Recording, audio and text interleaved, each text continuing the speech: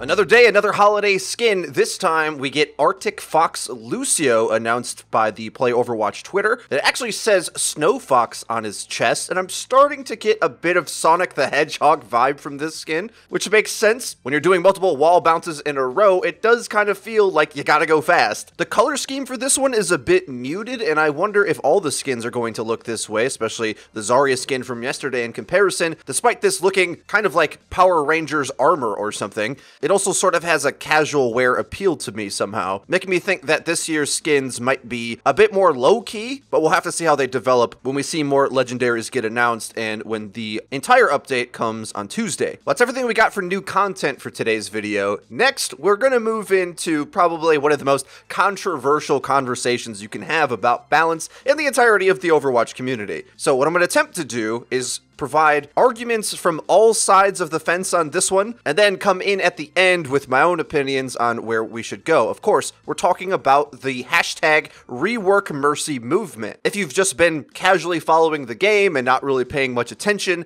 we've been in a bit of a mecca for the other supports finally being strong once again. However, quietly, or maybe not so quietly, Mercy players have not been happy with the way that their hero was overpowered and then gutted and now put into a place where realistically she's at best a pairing pick. I actually think Mercy's quite strong, probably pretty underrated. However, a lot of the arguments don't come down to pure balance concerns because yes, obviously Mercy pairs great with Widow, Pharah, and Ashe, so much so that they're probably must picks in combination, but from the Mercy player's perspective, you went from being able to either go and mass res a team, multiple iterations, that's controversial in its own right, but you at least had that superpower ability that you could play for. Then there was the stage of Valkyrie, which I hope everyone agrees at this point was massively OP and doomed to be so, because even during the age of huge res, pro players never used huge res to get huge reses. They only did it to get tempo reses, resing one or two members, then giving Valkyrie instant reses on cooldown basically to get one or two members, plus 5 other things was obviously going to be too much.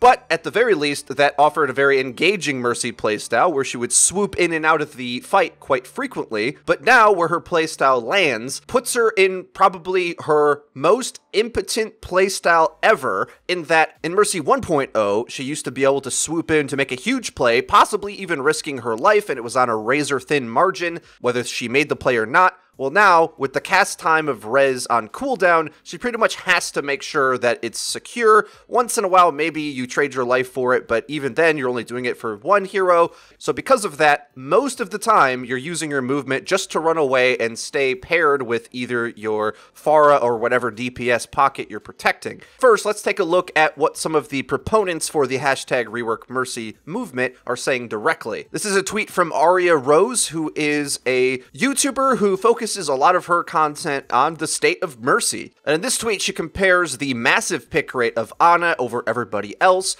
and as well Mercy's quite lackluster win rate. Arya moves on to say that the rework has been a failure in every regard, unimpactful, terrible power placement, res on E. I've seen a few of Arya's videos. She doesn't like having res on a cooldown either. That's an important note to make. She goes on to say she's unable to be balanced due to this power placement. Mercy's in a terrible spot and will remain there until reworked. So Arya's point here basically is because we wanted to change huge res to put it on a cooldown, everything else about Mercy has to be gutted. And that kind of makes sense because we've seen what single target res can do in the Valkyrie era, and in order for that to make any sense, Mercy would have to like not be able to heal or something. Something outrageous, right? And there's a lot of Mercy players that share this opinion where what they would ideally want to see is try to get some interaction again with the character rather than her have a playstyle that requires her to only basically follow around one DPS and do basically nothing else. And here's a tweet from someone that I saw on the Rework Mercy hashtag, giving an example: reverting healing back to 60 a second, changing res to instead be a cleanse ability, which I would add is a lot weaker than I think people think, but in any case, would cleanse, anti-nade, stuns, etc., sort of save somebody. It could be a clutch way to, like, save your Reinhardt from a Bash Shatter combination, which, yeah, I know is going away in the next patch, but that kind of thing. But as well, suggesting a comeback of the huge res that a lot of people didn't like, which we'll have to get into explaining in a moment. But in this case, be able to res 5 targets, but have a bit of a challenge channel time. So the suggestion here is a 0.8-second cast time where you can move, but you're slowed down, as opposed to being completely invulnerable, which is a change they did at some point way back in the day. And very key, you cannot res from behind walls, which was quite annoying for a lot of people. So it would require Mercy to go in real quick at a clutch moment, try to dodge some abilities, and somehow get the huge res off. Now, from a balance standpoint, this was always an issue for Mercy because, in fact, this was a type of ability that was really hard to balance at multiple tiers of play. Because at low ranks, you can think a Mercy flying in to res everybody, even with a bit of a cast time, is kind of a hard target for people to hit. I mean, even right now, how many times does Mercy sneak in a res while nobody's paying attention? Imagine being able to do that for the entire team. It's really strong, right? And at tiers of play where the reaction times and aim isn't quite so good, Mercy's going to see a lot more huge res value as opposed to the higher ranks of play where their aim's insane and they just shred everything as soon as it's on their screen. So, in order to deal with that, what the devs ended up doing was giving Mercy invulnerability, but that also was quite problematic because then she would just fly in, start hitting the res, and you couldn't target her, and you're just kind of screwed. You have to hope that you can pile on some extra ults on top in order to deal with it, and that wasn't an interaction that was too widely liked by the community, but I want to make this clear. There seems to be a lot of misunderstanding about Mercy's viability during this time period. I have to stress, Mercy was not very good at the higher levels of play, especially pro play, even during the heydays of huge res. This mostly was a lower ranked problem, which definitely makes it important, but it also makes me wonder how much the game has changed from then to today. Because what would happen a lot of the times, back in the day, players would toss about 5 or so ultimates at the enemy team, forget the entire Mercy res mechanic, then she would jump out of cover, swoop in, res everybody, and it was a huge feels bad, and a lot of players hated that interaction. But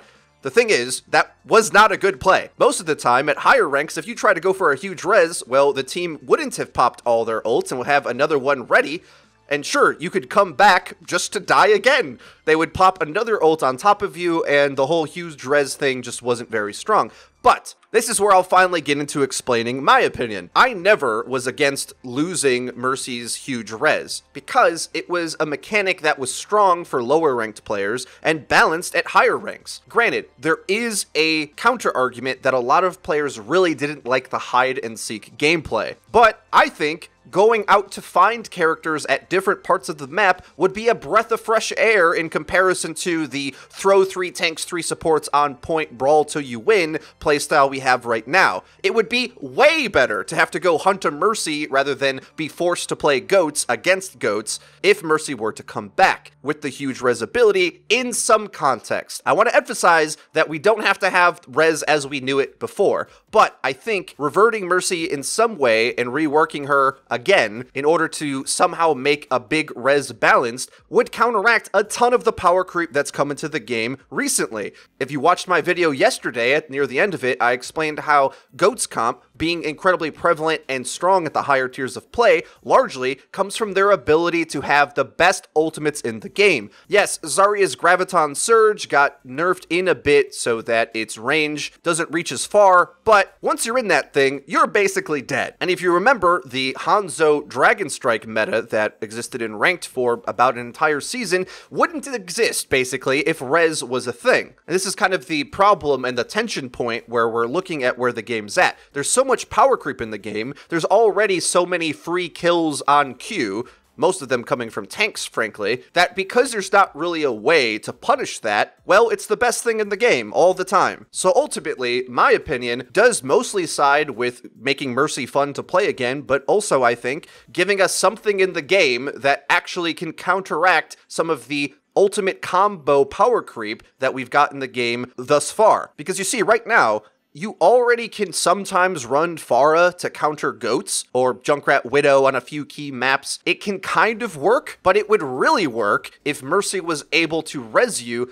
after they use their massive ult combos. And I know a lot of players don't like that feeling because they think that if they launch ult combos at you, they should be fine, but chasing a support and outplaying the support, I think a lot of people had fun with that in the dive meta, not support players obviously, but making the support a critical piece that if you move away from the objective, you have to go get stretches out the map. Whereas right now, there's no reason to ever stretch out the map because there's so much tanking and brawling that you can create a phalanx with Rein's shield and Brigida's shield and Zarya bubbles and Diva defense matrix, and you have all these things that you can just stack with your sustain together in the GOATS comp. That why do anything else if you can just send that to the objective and it wins most of the time? Well, if we had Mercy res in the game, Mercy pairs best with damage heroes. What's not good in the game right now? Damage heroes. Almost no damage heroes see competitive play right now. It comes from actually enjoying damage play that makes me want to see Mercy good again. But also, I think the community is in a much different place that if you had to play up against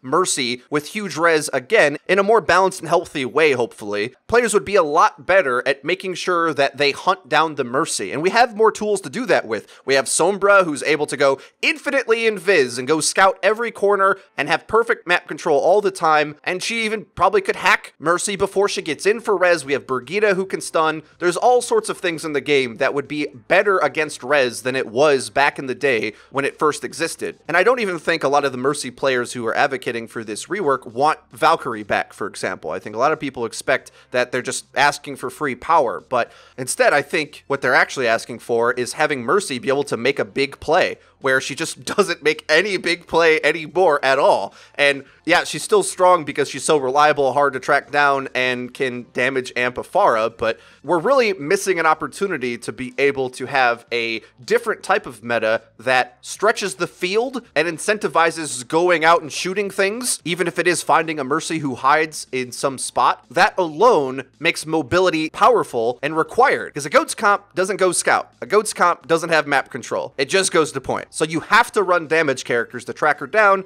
and despite a lot of players finding that annoying, I think there's so many things that are way more annoying than a Mercy hiding. And to anybody who doesn't like the idea of Mercy hiding, do you hold that same thought when Zarya hides in a corner or Rein hides in a corner to use their ult? Lucio hides in a corner against Sombra's EMP all the time. I don't think it's out of the realm of how shooter games work to say that some characters hide. I mean, if you've played CSGO, the entire end round phase is about players hiding to save guns. Like, this is a crucial FPS skill set, moving and hiding and using the map geometry. But instead, if you only want to play GOATS, I guess maybe just rush to point, ignore the map, and don't play the shooter game. But trust me, hiding and movement is a major FPS skill set. It's almost the entire basis of what tactical play looks like. A lot of the best Widowmakers in the world aren't just the best aimers, but they're good at hiding and popping out at the right time to surprise the enemy Widowmaker. What's that entire footsie game even about? I think a lot of players feel better about that interaction because they're both looking to shoot each other,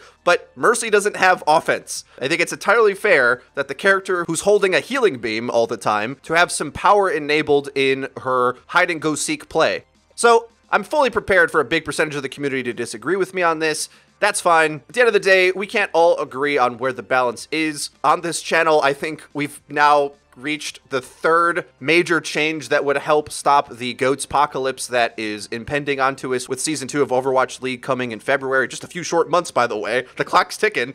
I wish we could have single hero ban, ult charge rates nerfed across the board, or another thing that would desperately help the meta, getting huge res back.